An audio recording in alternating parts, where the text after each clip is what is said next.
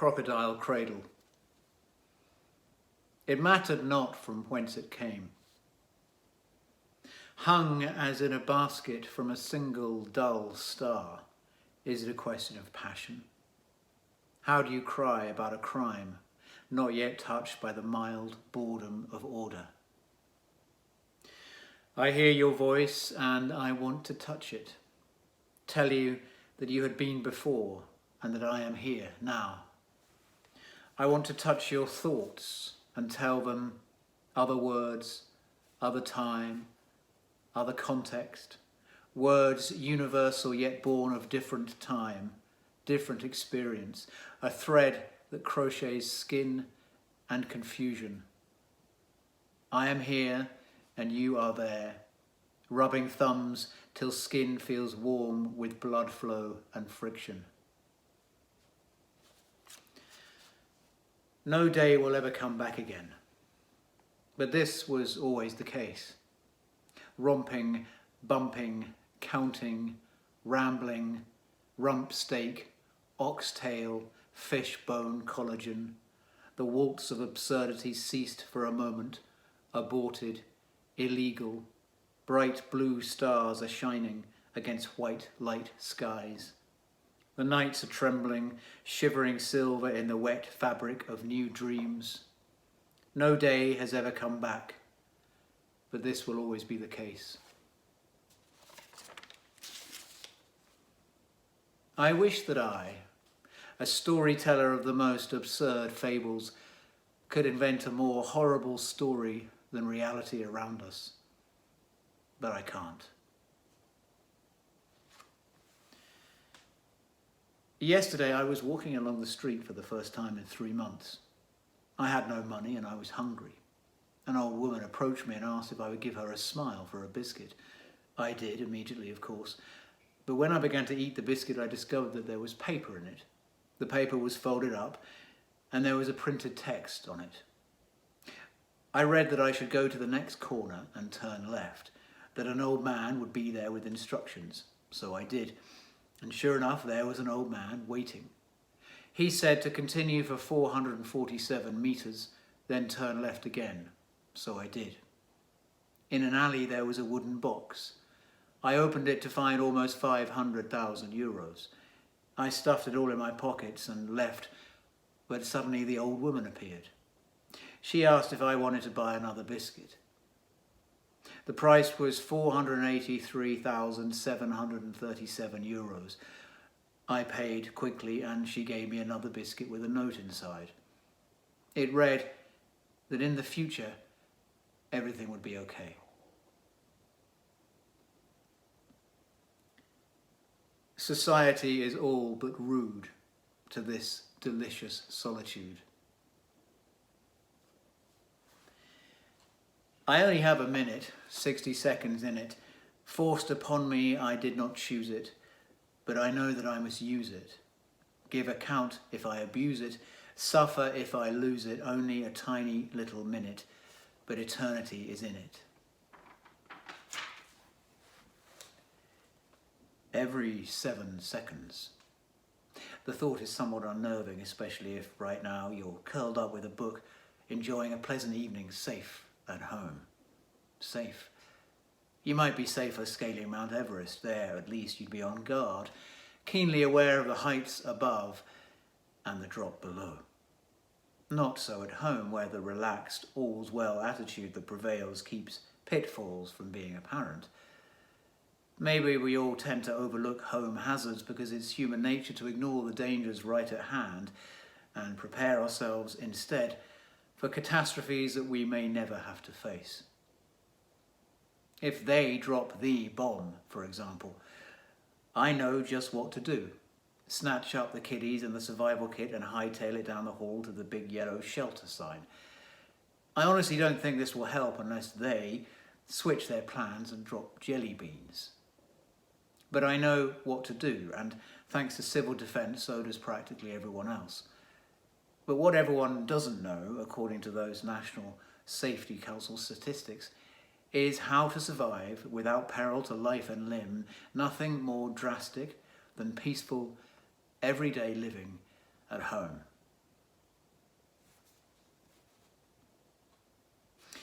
A rupture slowly at the speed to think, a kind of seated crawl, two hampered, hindered bodies bound one to the other, striving to coordinate movements.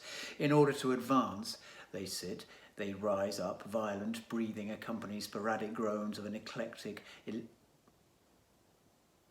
They rise up, violent breathing accompanies sporadic groans of an electric keyboard instrument itself, tied to their double constructed time. A performance suddenly gives way to the real time of the event, the clumsy body bound, weighed down by its double experiences, its duration, its contingency, liberated itself by an act without acting, conscious breaking with the image of the lightened body, developing the movement no more on a pre-established musical track, but producing their own vital strident sound that spurts out like a corporeal prosthesis, neither dancer nor actor, but active.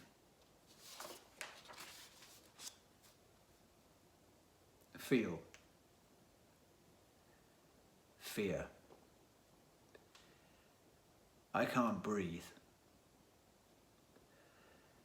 Get my silence, get away, unsubscribe, forget this device, subscribe and comment, unfollow, danger, enter, death, sentence, dead cloud drop, bullshit, like, unlike, post now, control, copy, barcode, soul, distant drone, unleashed speed, unleashed speech, views, online, disconnected, unforced error, no amplified music, quit living inside, unsubscribe successfully, breathe deeply, playback free speech, free.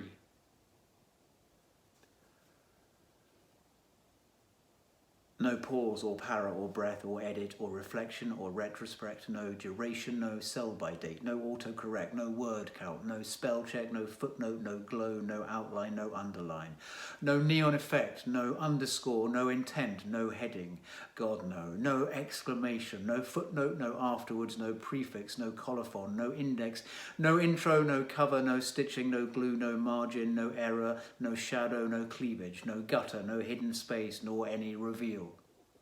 No exchange, no transferal, no copy, no original, no justification left or right, no accents, no pace, no gravity, no flight, no truth, no denial, no reference, no likeness, no lie, no tense, no end dash attached, and not a hyphen, an island, shoreless without words.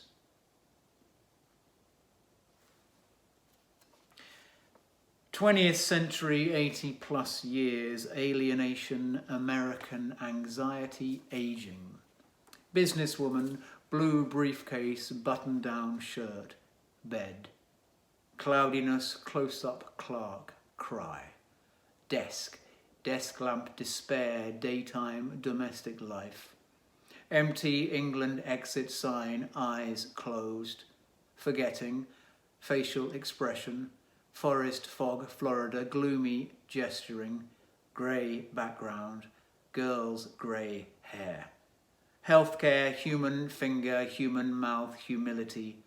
Illness, indecision, individuality, indoors, irritation. Jewelry, jetty, January, keening, ketamine. London loneliness, looking away, looking down, loss. Luggage, mature adult, mechanical breakdown, monochrome mourner, naked, natural world, nervous breakdown, obscured face, overcast, overwhelmed, overworked, photography, pity, pressure, problems, pairs, pain, quarantine, real people, reflection, remote ring, sadness, sand, sea, social issues. Tense, thinking, tiredness, two people, uncomfortable, uneasy, unemployment. Unshaven, view from below, waiting, white background, woodland window, Xanax, yellow background, young adult man, Zoloft. Lockdown. Taking exercise, Pontius Pilates, washing hands, corona of thorns, second coming, second lockdown. Flying, falling, intimacy, failure, life, death, violent acts, sex, pitch black dark, brightness, love, shame, trust, God, glamour, homelessness, the soul, nakedness, works of art that originate in dreams, a passageway in a passenger ship, desolation, coloured water, buildings made from coloured glass, medieval sculpture and stained glass, the Cairo Museum, a circus act, Medusa, Minotaur, Argonauts, underworld, mourning, clothing left behind, the sadness of Matisse, a tunnel under the river, a star over black ocean, a hanged man, feast your heart.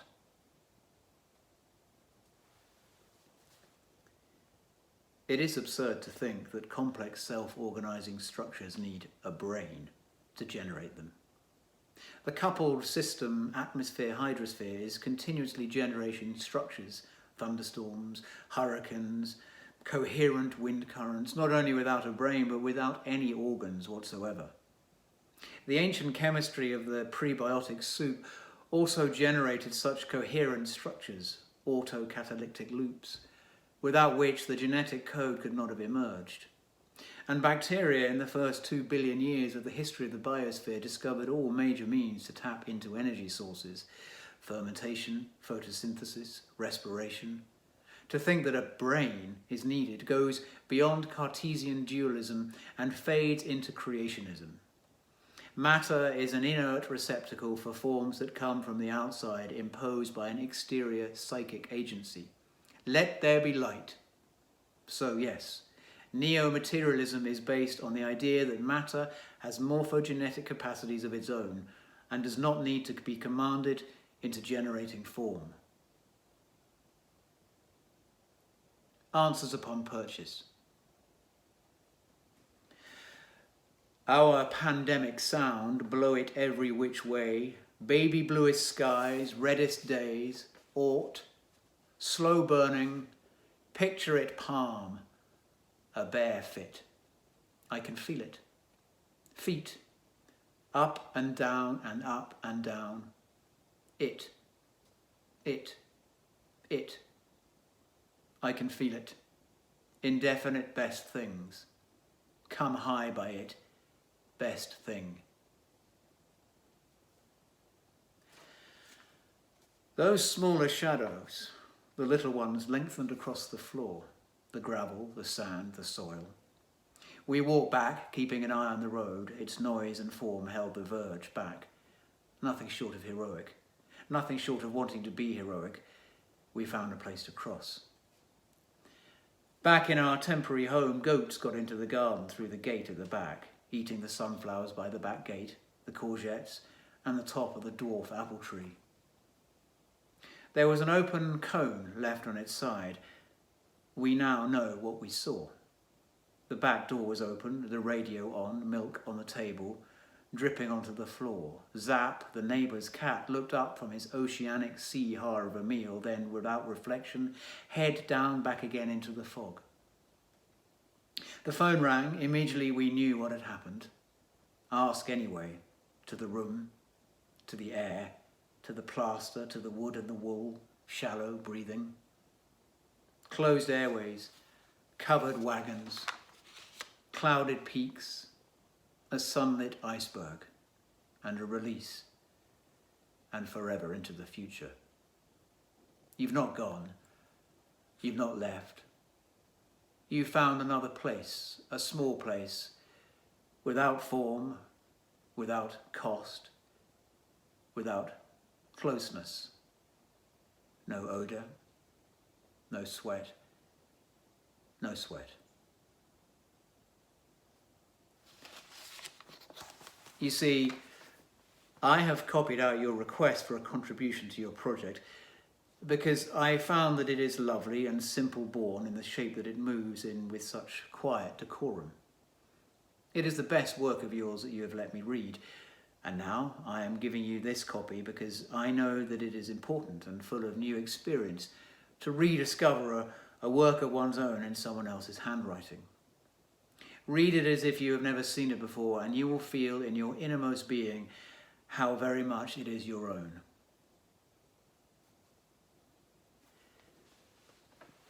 Admittedly, twilight as to fear them not at all, none shall welcome us inside their thought, upon a mind so pitifully green, like Mallarmé and Montezuma so far above their subjects. Heaven, the world no longer at its feet, somehow the thought put in these words as now, years later to ignite. Wait, he couldn't be will, figures. Matinee, the flooded R, R-A-I-N-B-O-W, in flames birthday. That when the flood ebbed or the fire burned low, in curved, one spark floating, heaven itself would up and vanish. Even so, let what would be, let the diamond melt, dew into the cosmic mind. The one we picture garlanded with after images, fire sheer, solar plume on plume.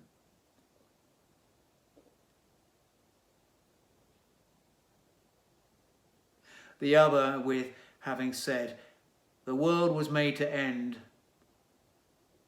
in, upon a mind so pitifully set, like as twilight as.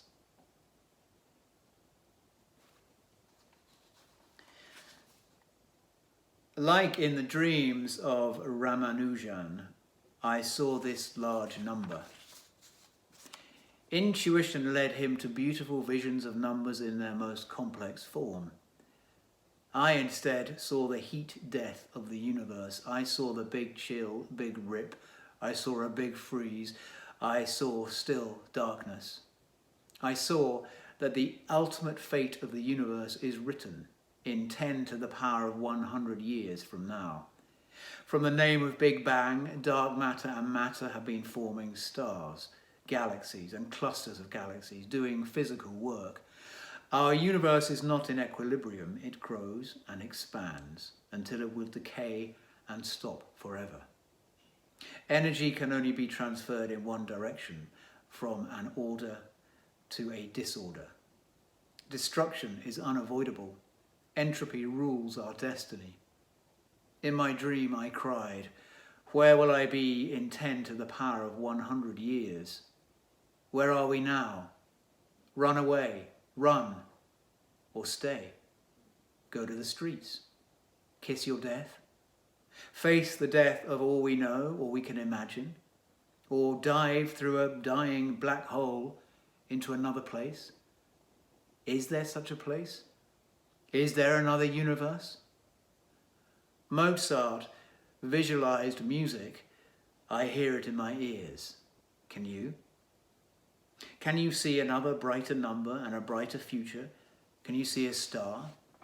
Find an eye, find a star. Find an eye beyond one you were given. There is still time to see the truth. See beyond 10 to the power of 100. To create future, it's often necessary to eradicate the past. But will there always be future? Will you be here in 10 to the power of 10 to the power of 10 to the power of 56 years from now? Is this our future? Or is just the future?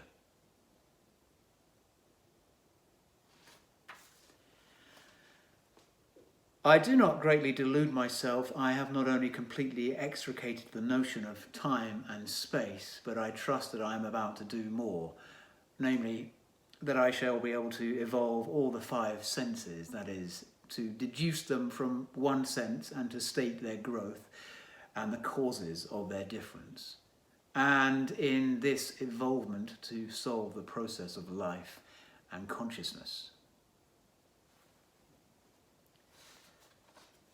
Waiting in vain. The breath is key to all its endeavours. Imagine that your surroundings are not a surface but a mist through which you are attempting to see for an infinite distance ahead. Your gaze should be directed beyond the space. Yes to all. Let's skip the 21st century completely. I will not fail.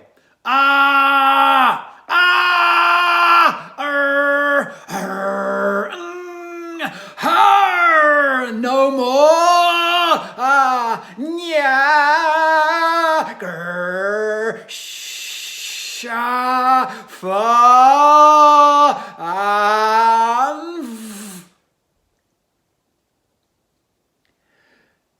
I can't go there. Inside time, do your time, doing time, hard time, serve time, time served, lawless, outlaw, outlawed.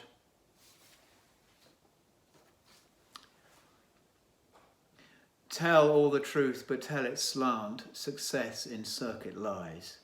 Too bright for our infirm delight, the truth superb surprise. As lightning to the children eased with explanation kind, the truth must dazzle gradually, or every man be blind. It's not lame, it's lame. A step too far and the image is spoiled. A flip of the wrist at the proper angle misconstrued as flippant resistance. Redundancy stylized, curbed enthusiasm. When paper falls, representation fails, read inadequate surfaces. Is actually lame really lame? Gathering momentum perhaps only to refresh a libidinous powerlessness, arousing, sparkling, little trash. Vulnerability is not weakness. A frail body may have sharp bones. This underperforming text is a measure of how convoluted this situation could become were you let it unfurl. Trompe l'oeil as trompe la mort. Roll, sit, fetch, the image won't be tamed. Triumphant in the dirt, hear its lament, nor lame, nor lame.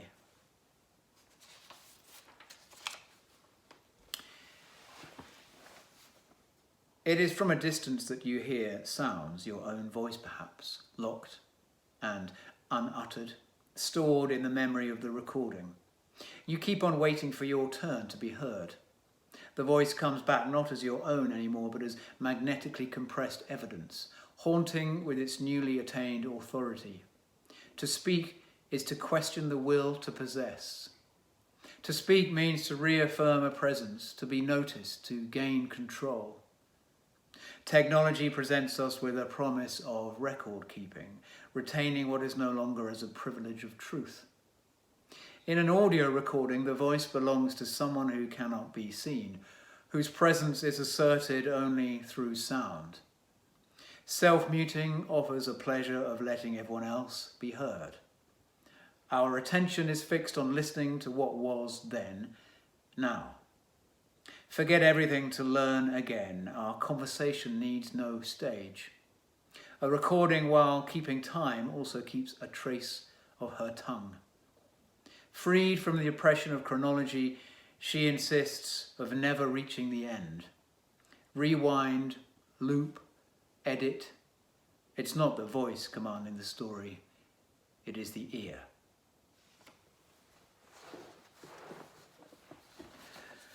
The voice begins again, the narrative resumes, a collateral hypothesis, a chronology of wounds, of the resolving purpose, The echo is preferred. The narrative collapses in less than a fewer words. I am a camera with its shutter open, quite passive, recording, not thinking. Recording the man shaving at the window opposite and the woman in the kimono washing her hair. Someday all this will have to be developed, carefully printed, fixed. Silent sound of the screeching brakes, desire at the end of a click. Empty skyscrapers, gain is a ghost.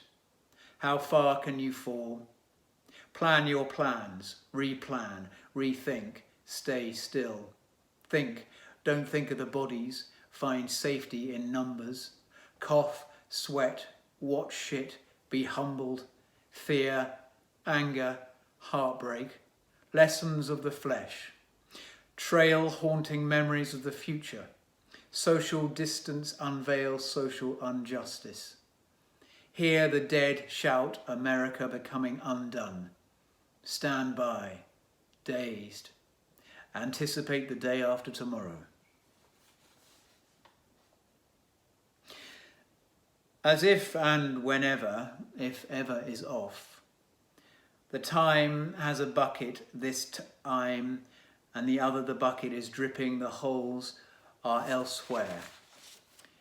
The eyes have popped through and the plat stick to stories of trade and the commute, the bucket was filled.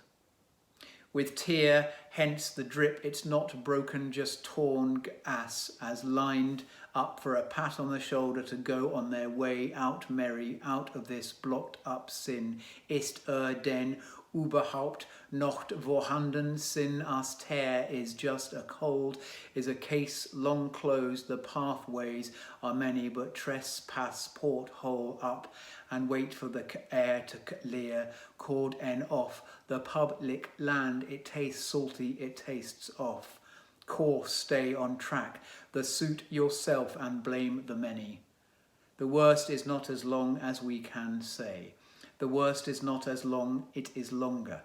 It is longest ago that we said the worst is not a bucket, and the worst is not a bucket filled, the worst is not a bucket filled with.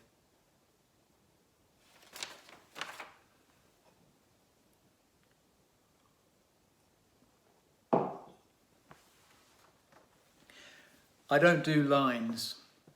There's enough of a punk diva in me not to give in to that type of mass conformity behaviour. Plus, I get impatient and it's annoying. To be honest though, I also don't really like guest lists and skipping lines in that way. It's embarrassing.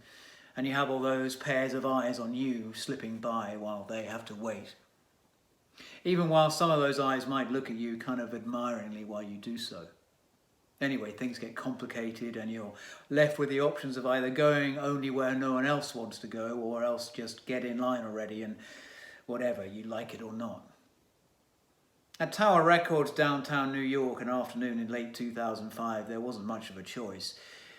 They had put in an ad that Patti Smith would be present to sign copies of a special 30th anniversary legacy edition of her debut album, Horses, re-released as a double CD with the original recording and a new live recording of the album that had been done earlier that year in London. By the time I got there, there was a line around the block. I felt really hesitant about what to do when I spotted actress Chloe Sevigny about halfway in the line, and I thought, well, if she can do it, I guess so can I. The door to the store, in fact, hadn't even been opened, yet people had come out well in advance, and all I could do was hope it wouldn't get full so that I would eventually be let in. As I said, it was Tower Records and not some stupid club with door policy or anything like that, so all would get in as long as there was room, but then actually in the end I was one of the last ones let in.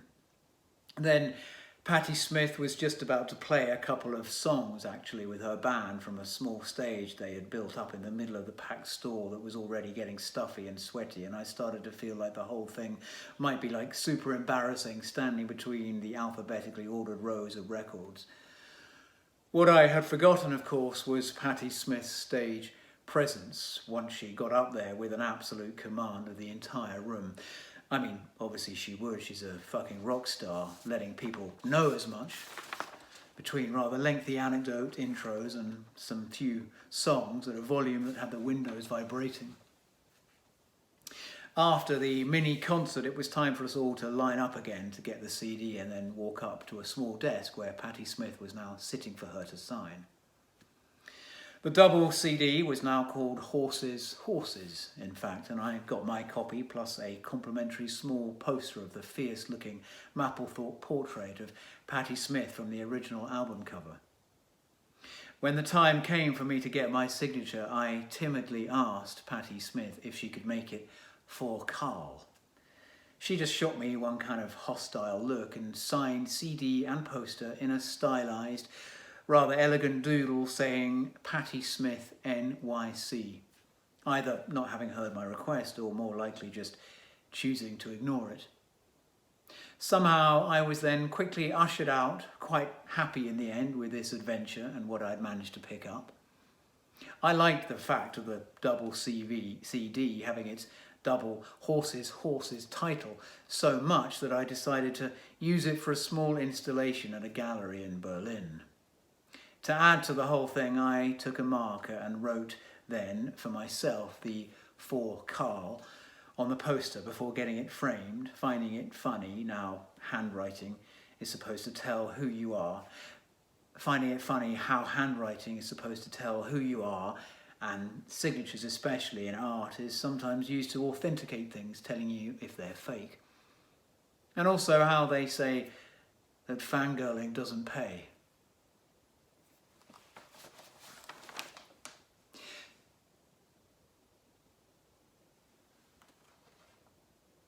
The earth itself to the edge of oblivion, total destruction can be averted and a change for the good of all men may be made, but it will require selfless intelligence and cooperative, energetic work. Flore, alinatique, champignon, ouvrage, prix.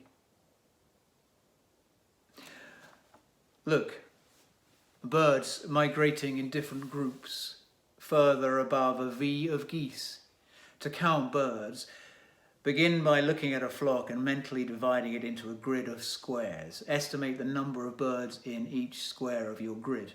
Ask yourself, is it 10, 20 or 30 in each square? And then, more precisely, is it more than 20, less than 40, closer to 35? And so on, taking an average in your mind's eye of how populated each square is. With practice, you can count the number of birds in a flock quickly.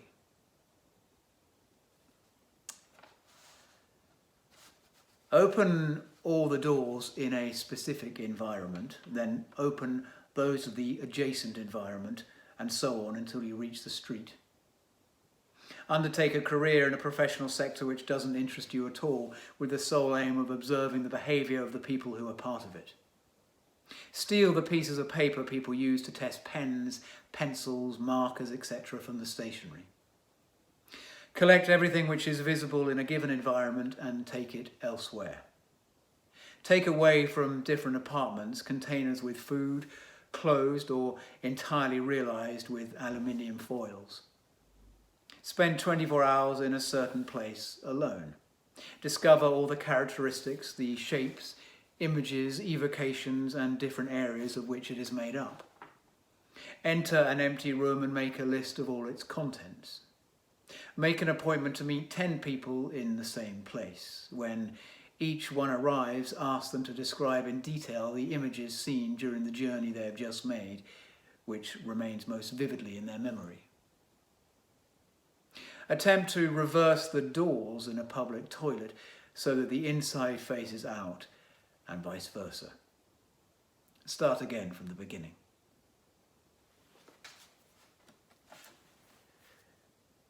When I knocked at Dr. Fraser's door, there was no answer.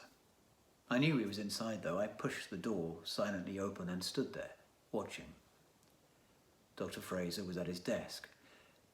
The room was filled with sunshine, the cold, pale sunshine of a winter morning. The thin nightmare chill was with us. Dr. Fraser looked up. Beads of sweat glistened on his forehead. He too had suffered a metamorphosis. He was not as yet a creature completely derided by terror, but the silent erosion of fear and malice within his skull had begun. The horror of this realization was clearly upon him. His lips and fingers trembled. His eyes looked wearily out from beneath his fine brows, and in them I could see my own, warily hooded, watching him and his in mine, endlessly reflected, back and forth. For God's sake, what is going to happen now? He whispered. Eyes closed, the morning sun warms my face. A day begins. Steps along the corridor, bare feet, wordless, almost silent. My son climbs the sofa chair from behind, slides over my shoulder and into my lap.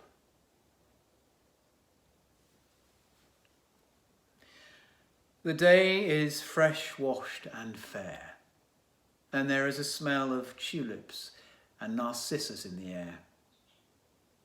The sunshine pours in at the bathroom window and bores through the water in the bathtub in lathes and planes of greenish white. It cleaves the water into flaws like a jewel and cracks it to bright light. Little spots of sunshine lie on the surface of the water and dance. Dance, and their reflections wobble deliciously over the ceiling. A stir of my finger sets them whirring, reeling. A move of a foot and the planes of light in the water jar. I lie back and laugh and let the green-white water, the sun-floored beryl water, flow over me. The day is almost too bright to bear. The water covers me from the too bright day. I will lie here a while and play with the water and the sunspots. The sky is blue and high. A crow flaps by the window, and there is a whiff of tulips and narcissus in the air. As the action begins, red flower close up. Two women dimly lit, dancer and artist. One sees them as if in the distance, in the forest and later in the meadow. Man at the wall, sound of crying. Ancient is the pond, suddenly a frog leaps, now the water echoes.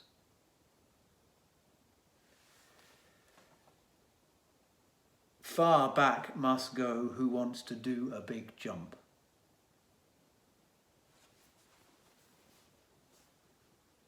Trafalgar Square, London, England, December 31st, 2999. Midnight.